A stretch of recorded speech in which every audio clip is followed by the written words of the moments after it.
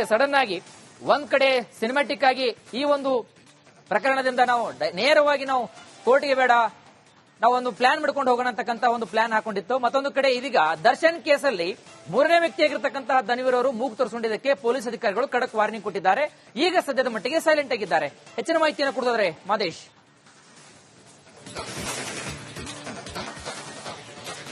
ವೀರೇಶ್, ದರ್ಶನ್ ಸೇರಿ 7 ಜನ ಆರೋಪಿಗಳನ್ನ ಅವರು ಯಾವ ಸ್ಥಳದಲ್ಲಿ ಇರ್ತಾರೆ ಅಲ್ಲಿಂದಲೇ ಅರೆಸ್ಟ್ ಮಾಡಬೇಕು ಅಂತೇಳಿ ಪೊಲೀಸರು ಮುಂದಾಗಿರ್ತಾರೆ. ಚಿತ್ರದುರ್ಗ ಆಗಿರ್ಬೋದು, ಎಲ್ಲೆಲ್ಲಿದ್ದಾರೆ ಆರೋಪಿಗಳನ್ನ ಸಂಪರ್ಕ ಮಾಡ್ತಾರೆ. ಯಾವಾಗ ಸುಪ್ರೀಂ ಕೋರ್ಟ್ ಆದೇಶವನ್ನ ಕೊಡುತ್ತೋ, ತೀರ್ಪು ಕೊಡುತ್ತೋ, ಕೂಡಲೇ ಪೊಲೀಸರಿಗೆ ಒಂದು ಮಾಹಿತಿ ಬರುತ್ತೆ, ಬೇಲ್ ರದ್ದಾಗಿದೆ ಅಂತೇಳಿ. ಕೂಡಲೇ ಯಾವ್ಯಾವ ಆರೋಪಿಗಳು ಎಲ್ಲಿದ್ದಾರೆ ಅಂತೇಳಿ ಮಾಹಿತಿ ಪಡೆದು ಅವರ ಇದ್ದ ಸ್ಥಳಕ್ಕೇನೆ ಹೋಗಿ ಪೊಲೀಸರು ಅವರನ್ನ ಅರೆಸ್ಟ್ ಮಾಡೋದಕ್ಕೆ ಮುಂದಾಗಿರ್ತಾರೆ. ಎಲ್ಲಾ ಆರೋಪಿಗಳನ್ನು ಕೂಡ ಅವರವರ ಮನೆಗೆ ಹೋಗಿ ಅಥವಾ ಅವ್ರು ಯಾವ ಜಾಗದಲ್ಲಿ ಇದ್ರು ಅಲ್ಲಿ ಹೋಗಿ ಅವರನ್ನ ಅರೆಸ್ಟ್ ಮಾಡುವಂತ ಕೆಲಸವನ್ನ ಪೊಲೀಸರು ಮಾಡಿರ್ತಾರೆ. ಅದೇ ರೀತಿಯಾಗಿ ದರ್ಶನ್ಗೂ ಕೂಡ ಕರೆ ಮಾಡಿ, ನೀನ್ ಎಲ್ಲಿದ್ಯಪ್ಪ, ನಿನ್ನ ಹತ್ರ ಬಂದು ಹಿಂಗ ಅರೆಸ್ಟ್ ಮಾಡಬೇಕಾಗಿದೆ ಅಂತೇಳಿ ಪೊಲೀಸರು ಅವರನ್ನ ಕಾಂಟ್ಯಾಕ್ಟ್ ಮಾಡುವಂತ ಕೆಲಸನೂ ಮಾಡಿರ್ತಾರೆ. ಈ ಸಂದರ್ಭದಲ್ಲಿ ತಾನು ದೇವಸ್ಥಾನ ಒಂದಕ್ಕೆ ಹೋಗಿರ್ತೇನೆ ಸರ್, ನಾನು ಬೆಂಗಳೂರಿಗೆ ವಾಪಸ್ ಬರ್ತಿದ್ದೇನೆ, ಮನೆಗೆ ಹೋದ ತಕ್ಷಣ ನಾನೇ ನಿಮ್ಮ ಹತ್ರ ಶರಣಾಗ್ತೀನಿ ಅಂತೇಳಿ ಪೊಲೀಸರಿಗೆ ದರ್ಶನ್ ಹೇಳಿರ್ತಾರೆ. ಆ ಒಂದು ಸಂದರ್ಭದಲ್ಲೂ ಆತನಿಗೆ ಪೊಲೀಸರು ಸಮಯವನ್ನು ಕೂಡ ಕೊಟ್ಟಿರ್ತಾರೆ. ಆದ್ರೆ ಆ ಒಂದು ಸಂದರ್ಭದಲ್ಲೂ ಕೂಡ ದರ್ಶನ್ ಪೊಲೀಸರನ್ನ ಕಣ್ತಪ್ಪಿಸಿ ನೇರವಾಗಿ ನ್ಯಾಯಾಲಯಕ್ಕೆ ಹಾಜರಾದಕ್ಕೆ ಒಂದು ಪ್ಲಾನ್ ಅನ್ನ ಹಾಕೊಂಡಿದ್ದ ಅಂತೇಳಿ ತನಿಖೆ ವೇಳೆ ಗೊತ್ತಾಗಿದೆ. ಅಂದ್ರೆ ಒಂದು ಅರೆಸ್ಟ್ ಆದಂತ ಸಂದರ್ಭದಲ್ಲಿ ಒಂದಷ್ಟು ಡ್ರಾಮ್ಯಾಟಿಕ್ ಸೀನ್ ಕೂಡ ನಡೆದಿತ್ತು ಅನ್ನುವಂಥದ್ದು ಈಗ ಗೊತ್ತಾಗ್ತಿದೆ. ಯಾಕಂದ್ರೆ ಆತ ಪೊಲೀಸರು ಅರೆಸ್ಟ್ ಮಾಡ್ತಾರೆ, ಪೊಲೀಸರ ಮುಂದೆ ಕೈ ಕಟ್ಕೊಂಡು ಆತ ಹೋಗಿ ನ್ಯಾಯಾಧೀಶರ ಮುಂದೆ ಹಾಜರಾಗಬೇಕಾಗುತ್ತೆ. ಆದ್ರೆ ಅದೆಲ್ಲದಕ್ಕೂ ಮುಂಚೆ ನಾನೇ ಹೋಗಿ ನೇರವಾಗಿ ಕೋರ್ಟ್ ಮುಂದೆ ಹಾಜರಾಗಬೇಕು ಅನ್ನುವಂತ ಒಂದು ಪ್ಲಾನ್ ಅಲ್ಲಿ ಆತ ಇದ್ದ ಅನ್ನೋದು ಗೊತ್ತಾಗುತ್ತೆ. ಹೀಗಾಗಿನೇ ಪೊಲೀಸರಿಗೆ ಹೇಳಿ ತಾನು ಇಲ್ಲಿದ್ದೀನಿ ಅಂತೇಳಿ ಆತ ಪೊಲೀಸರಿಗೆ ಹೇಳ್ತಾನೆ, ಬಂದು ಮನೆ ಹತ್ರ ಮಾತಾಡಿ ನಾನು ನಿಮ್ಗೆ ಶರಣಾಗ್ತೀನಿ ಅಂತ ಹೇಳ್ತಾನೆ. ಆದ್ರೆ ಪೊಲೀಸರು ಟ್ರ್ಯಾಕ್ ಮಾಡುವಂತ ಸಂದರ್ಭದಲ್ಲಿ ಆತನ ಕಾರನ್ನ ಚೆಕ್ ಮಾಡಿದಂತ ಸಂದರ್ಭದಲ್ಲಿ ಆತ ಯಾವ ಕಾರಲ್ಲಿ ಹೋಗಿದ್ದ ಆ ಕಾರಿನಲ್ಲಿ ವಾಪಸ್ ಬರೋದಿಲ್ಲ, ಬದಲಾಗಿ ಪೊಲೀಸರ ಕಣ್ತಪ್ಪಿಸಿ ನೇರವಾಗಿ ಮನೆ ಒಳಗೆ ಹೋಗಿರ್ತಾನೆ. ಆ ಒಂದು ಸಂದರ್ಭದಲ್ಲಿ ಯಾವಾಗ ಪೊಲೀಸರನ್ನ ಡೈವರ್ಟ್ ಮಾಡ್ತಿದ್ದಾನೆ ದರ್ಶನ್ ಅಂತ ಗೊತ್ತಾಗುತ್ತಾ ಕೂಡಲೇ ಮನೆ ಒಳಗಡೆ ಹೋಗಿ ಡೋರ್ ಅನ್ನ ಲಾಕ್ ಮಾಡಿದಂತ ಸಂದರ್ಭದಲ್ಲಿ ಅಲ್ಲೂ ಕೂಡ ಒಂದು ಬಾರಿ ಧನ್ವೀರ್ನನ್ನ ಕಳಿಸ್ತಾರೆ. ಅಂದ್ರೆ ನಾನು ನ್ಯಾಯಾಲಯಕ್ಕೆ ಹೋಗಿ ಹಾಜರಾಗ್ತೀನಿ ಅಂತೇಳಿ ಪೊಲೀಸರಿಗೆ ಮಾಹಿತಿ ನೀಡಿ ಅಂತೇಳಿ ಧನ್ವೀರನ್ನ ಕಳಿಸುವಂತ ಕೆಲಸವನ್ನ ದರ್ಶನ್ ಮಾಡಿರ್ತಾರೆ. ಈ ವೇಳೆ ಧನ್ವೀರ್ ಪೊಲೀಸರ ಜೊತೆ ಮಾತನಾಡೋದಕ್ಕೆ ಬಂದಂತ ಸಂದರ್ಭದಲ್ಲಿ ಈ ಕೇಸ್ನಲ್ಲಿ ನಿಂದು ಎಷ್ಟಿದೆ ಅಷ್ಟು ಮಾತ್ರ ನೋಡ್ಕೋಬೇಕು, ಯಾಕಂದ್ರೆ ಈ ಕೇಸ್ ದರ್ಶನ್ ವಿರುದ್ಧ ಇದೆ, ಸುಪ್ರೀಂ ಕೋರ್ಟ್ ಆರ್ಡರ್ ಇದೆ, ಸುಪ್ರೀಂ ಕೋರ್ಟ್ ಆರ್ಡರ್ ಪ್ರಕಾರವಾಗಿ ನಾವು ಇಲ್ಲಿ ಆತನನ್ನ ಅರೆಸ್ಟ್ ಮಾಡೋದಕ್ಕೆ ಬಂದಿದೀವಿ, ನೀನ್ ಯಾಕಪ್ಪ ಇಲ್ಲಿ ಬಂದು ಮಾತಾಡಕ್ ಹೋಗ್ತೀಯಾ, ನಿನ್ ಕೆಲಸ ಎಷ್ಟಿದೆ ಅಷ್ಟು ನೋಡ್ಕೋ, ಈ ಪ್ರಕರಣಕ್ಕೆ ಸಂಬಂಧಪಟ್ಟಂತೆ ನೀನೇನಾದ್ರೂ ನಮ್ ಜೊತೆ ಮಾತನಾಡಕ್ ಬಂದ್ರೆ ನೀನು ಕೂಡ ಕಾನೂನಿನ ಕ್ರಮವನ್ನ ಎದುರಿಸಬೇಕಾಗುತ್ತೆ ಅಂತೇಳಿ ಧನ್ವೀರ್ಗೆ ಪೊಲೀಸರು ವಾರ್ನ್ ಮಾಡ್ತಾರೆ. ಅದಾದ್ಮೇಲೆ ಮತ್ತೆ ದರ್ಶನ್ ತನ್ನ ಪತ್ನಿಯನ್ನ ವಿಜಯಲಕ್ಷ್ಮಿ ಅವರನ್ನ ಕಳಿಸ್ಬಿಟ್ಟು ಮಾತನಾಡೋದಕ್ಕೆ ಕೂಡ ಸೂಚನೆ ಮಾಡ್ತಾರೆ. ಆದ್ರೆ ಅವ್ರಿಗೂ ಕೂಡ ಪೊಲೀಸರು ಹೇಳ್ತಾರೆ, ಸುಪ್ರೀಂ ಕೋರ್ಟ್ ಆದೇಶ ಇದೆ, ನಾವೇ ನೇರವಾಗಿ ಬಂದು ಅರೆಸ್ಟ್ ಮಾಡಬೇಕು, ಅದಕ್ಕಾಗಿ ನಾವು ಅವರನ್ನ ಸಂಪರ್ಕ ಮಾಡಿ ಇಲ್ಲಿವರೆಗೂ ಬಂದಿದ್ದೇವೆ, ಈ ಸಂದರ್ಭದಲ್ಲಿ ಯಾಕೆ ಈ ರೀತಿಯಾದಂತಹ ಒಂದು ಸೀನ್ ಕ್ರಿಯೇಟ್ ಮಾಡ್ತಿದ್ರೆ ಅಂತ ಹೇಳಿ ಅವ್ರಿಗೂ ಕೂಡ ಉತ್ತರವನ್ನ ಕೊಟ್ಟು 15 ನಿಮಿಷಗಳನ್ನ ನಾವು ಟೈಮ್ ಕೊಡ್ತೇವೆ, ದರ್ಶನ್ ಬಂದು ಹಾಜರಾದ್ರೆ ಸರಿ, ಇಲ್ಲಾಂದ್ರೆ ಮನೆಯ ಡೋರ್ ಅನ್ನ ನಾವು ಹೊಡೆದ್ಬಿಟ್ಟು ಒಳಗಡೆ ಬಂದು ಅವರನ್ನ ಅರೆಸ್ಟ್ ಮಾಡಬೇಕಾಗುತ್ತೆ ಅಂತ ಹೇಳಿ 15 ನಿಮಿಷಗಳ ಕಾಲ ಅವಕಾಶವನ್ನ ಕೊಟ್ಟು ಪೊಲೀಸರು ವಾರ್ನ್ ಮಾಡಿರ್ತಾರೆ. ಪೊಲೀಸರ ಒಂದು ಸೀರಿಯಸ್ ವಾರ್ನ್ಗೆ ದರ್ಶನ್ ಭಯಬಿದ್ದು ನಂತರ ಬಂದು ಪೊಲೀಸರಿಗೆ ಶರಣಾಗುವಂತ ಕೆಲಸವನ್ನು ಮಾಡ್ತಾರೆ. ಅದಾದ್ಮೇಲೆ ಅವರನ್ನ ಠಾಣೆಗೆ ಕರೆದೊಯ್ದು ಆತನಿಗೆ ಮೆಡಿಕಲ್ ಚೆಕಪ್ ಮಾಡಿಸಿ ನಂತರ ನ್ಯಾಯಾಧೀಶರ ಮುಂದೆ ಹಾಜರುಪಡಿಸುವಂತ ಕೆಲಸವನ್ನು ಮಾಡಿರ್ತಾರೆ. ಅದಾದ್ಮೇಲೆ ಜೈಲಿಗೆ ಬಿಡುವಂತ ಕೆಲಸವನ್ನು ಮಾಡಿದ್ರು.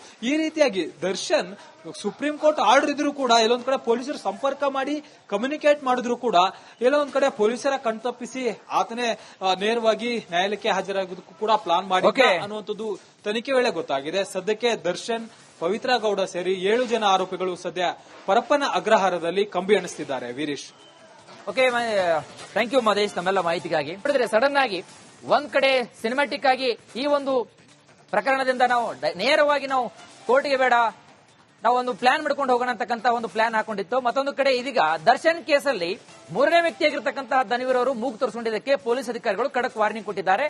ಈಗ ಸದ್ಯದ ಮಟ್ಟಿಗೆ ಸೈಲೆಂಟ್ ಆಗಿದ್ದಾರೆ. ಹೆಚ್ಚಿನ ಮಾಹಿತಿಯನ್ನು ಕೊಡೋದಾದ್ರೆ ಮಾದೇಶ್.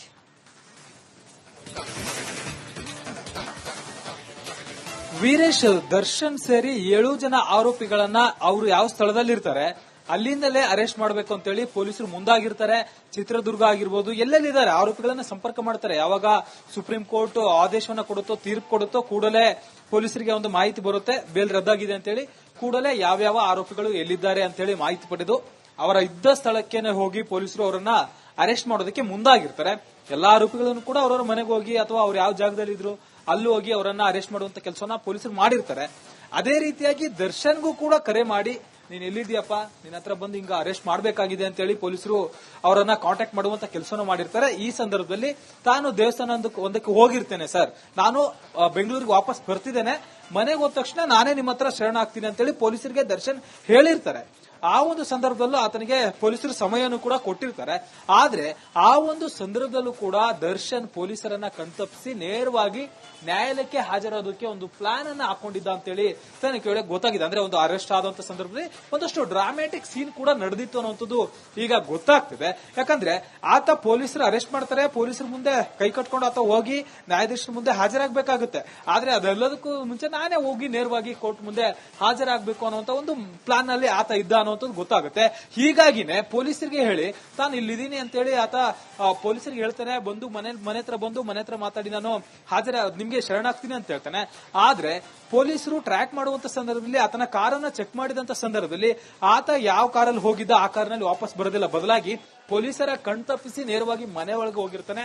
ಆ ಒಂದು ಸಂದರ್ಭದಲ್ಲಿ ಯಾವಾಗ ಪೊಲೀಸರನ್ನ ಡೈವರ್ಟ್ ಮಾಡ್ತಿದ್ದಾನೆ ದರ್ಶನ್ ಅಂತ ಗೊತ್ತಾಗುತ್ತಾ ಕೂಡಲೇ ಮನೆ ಒಳಗಡೆ ಹೋಗಿ ಡೋರ್ ಅನ್ನ ಲಾಕ್ ಮಾಡಿದಂತ ಸಂದರ್ಭದಲ್ಲಿ ಅಲ್ಲೂ ಕೂಡ ಒಂದು ಬಾರಿ ಧನ್ವೀರ್ನನ್ನ ಕಳಿಸ್ತಾರೆ. ಅಂದ್ರೆ ನಾನು ನ್ಯಾಯಾಲಯಕ್ಕೆ ಹೋಗಿ ಹಾಜರಾಗ್ತೀನಿ ಅಂತೇಳಿ ಪೊಲೀಸರಿಗೆ ಮಾಹಿತಿ ನೀಡಿ ಅಂತೇಳಿ ಧನ್ವೀರನ್ನ ಕಳಿಸುವಂತ ಕೆಲಸವನ್ನ ದರ್ಶನ್ ಮಾಡಿರ್ತಾರೆ. ಈ ವೇಳೆ ಧನ್ವೀರ್ ಪೊಲೀಸರ ಜೊತೆ ಮಾತನಾಡೋದಕ್ಕೆ ಬಂದಂತ ಸಂದರ್ಭದಲ್ಲಿ ಈ ಕೇಸ್ನಲ್ಲಿ ನಿಂದು ಎಷ್ಟಿದೆ ಅಷ್ಟು ಮಾತ್ರ ನೋಡ್ಕೋಬೇಕು, ಯಾಕಂದ್ರೆ ಈ ಕೇಸ್ ದರ್ಶನ್ ವಿರುದ್ಧ ಇದೆ, ಸುಪ್ರೀಂ ಕೋರ್ಟ್ ಆರ್ಡರ್ ಇದೆ, ಸುಪ್ರೀಂ ಕೋರ್ಟ್ ಆರ್ಡರ್ ಪ್ರಕಾರವಾಗಿ ನಾವು ಇಲ್ಲಿ ಆತನನ್ನ ಅರೆಸ್ಟ್ ಮಾಡೋದಕ್ಕೆ ಬಂದಿದೀವಿ, ನೀನ್ ಯಾಕಪ್ಪ ಇಲ್ಲಿ ಬಂದು ಮಾತಾಡಕ್ ಹೋಗ್ತೀಯಾ, ನಿನ್ ಕೆಲಸ ಎಷ್ಟಿದೆ ಅಷ್ಟು ನೋಡ್ಕೋ, ಈ ಪ್ರಕರಣಕ್ಕೆ ಸಂಬಂಧಪಟ್ಟಂತೆ ನೀನೇನಾದ್ರೂ ನಮ್ ಜೊತೆ ಮಾತನಾಡಕ್ ಬಂದ್ರೆ ನೀನು ಕೂಡ ಕಾನೂನಿನ ಕ್ರಮವನ್ನ ಎದುರಿಸಬೇಕಾಗುತ್ತೆ ಅಂತೇಳಿ ಧನ್ವೀರ್ಗೆ ಪೊಲೀಸರು ವಾರ್ನ್ ಮಾಡ್ತಾರೆ. ಅದಾದ್ಮೇಲೆ ಮತ್ತೆ ದರ್ಶನ್ ತನ್ನ ಪತ್ನಿಯನ್ನ ವಿಜಯಲಕ್ಷ್ಮಿ ಅವರನ್ನ ಕಳಿಸ್ಬಿಟ್ಟು ಮಾತನಾಡೋದಕ್ಕೆ ಕೂಡ ಸೂಚನೆ ಮಾಡ್ತಾರೆ. ಆದ್ರೆ ಅವ್ರಿಗೂ ಕೂಡ ಪೊಲೀಸರು ಹೇಳ್ತಾರೆ, ಸುಪ್ರೀಂ ಕೋರ್ಟ್ ಆದೇಶ ಇದೆ, ನಾವೇ ನೇರವಾಗಿ ಬಂದು ಅರೆಸ್ಟ್ ಮಾಡಬೇಕು, ಅದಕ್ಕಾಗಿ ನಾವು ಅವರನ್ನ ಸಂಪರ್ಕ ಮಾಡಿ ಇಲ್ಲಿವರೆಗೂ ಬಂದಿದ್ದೇವೆ, ಈ ಸಂದರ್ಭದಲ್ಲಿ ಯಾಕೆ ಈ ರೀತಿಯಾದಂತಹ ಒಂದು ಸೀನ್ ಕ್ರಿಯೇಟ್ ಮಾಡ್ತಿದ್ರೆ ಅಂತ ಹೇಳಿ ಅವ್ರಿಗೂ ಕೂಡ ಉತ್ತರವನ್ನ ಕೊಟ್ಟು 15 ನಿಮಿಷಗಳನ್ನ ನಾವು ಟೈಮ್ ಕೊಡ್ತೇವೆ, ದರ್ಶನ್ ಬಂದು ಹಾಜರಾದ್ರೆ ಸರಿ, ಇಲ್ಲಾಂದ್ರೆ ಮನೆಯ ಡೋರ್ ಅನ್ನ ನಾವು ಹೊಡೆದ್ಬಿಟ್ಟು ಒಳಗಡೆ ಬಂದು ಅವರನ್ನ ಅರೆಸ್ಟ್ ಮಾಡಬೇಕಾಗುತ್ತೆ ಅಂತ ಹೇಳಿ 15 ನಿಮಿಷಗಳ ಕಾಲ ಅವಕಾಶವನ್ನ ಕೊಟ್ಟು ಪೊಲೀಸರು ವಾರ್ನ್ ಮಾಡಿರ್ತಾರೆ.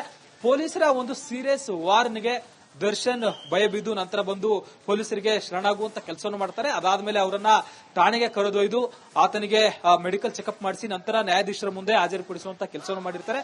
ಅದಾದ್ಮೇಲೆ ಜೈಲಿಗೆ ಬಿಡುವಂತ ಕೆಲಸವನ್ನು ಮಾಡಿದ್ರು. ಈ ರೀತಿಯಾಗಿ ದರ್ಶನ್ ಸುಪ್ರೀಂ ಕೋರ್ಟ್ ಆರ್ಡರ್ ಇದ್ರು ಕೂಡ ಎಲ್ಲೊಂದ್ ಕಡೆ ಪೊಲೀಸರು ಸಂಪರ್ಕ ಮಾಡಿ ಕಮ್ಯುನಿಕೇಟ್ ಮಾಡಿದ್ರು ಕೂಡ ಎಲ್ಲೊಂದ್ ಕಡೆ ಪೊಲೀಸರ ಕಣ್ತಪ್ಪಿಸಿ ಆತನೇ ನೇರವಾಗಿ ನ್ಯಾಯಾಲಯಕ್ಕೆ ಹಾಜರಾಗೋದಕ್ಕೂ ಕೂಡ ಪ್ಲಾನ್ ಮಾಡಿ ಅನ್ನುವಂಥದ್ದು ತನಿಖೆ ವೇಳೆ ಗೊತ್ತಾಗಿದೆ. ಸದ್ಯಕ್ಕೆ ದರ್ಶನ್, ಪವಿತ್ರ ಗೌಡ ಸೇರಿ 7 ಜನ ಆರೋಪಿಗಳು ಸದ್ಯ ಪರಪ್ಪನ ಅಗ್ರಹಾರದಲ್ಲಿ ಕಂಬಿ ಎಣಿಸ್ತಿದ್ದಾರೆ. Veeresh, okay, thank you Mahesh ತಮ್ಮೆಲ್ಲ ಮಾಹಿತಿಗಾಗಿ.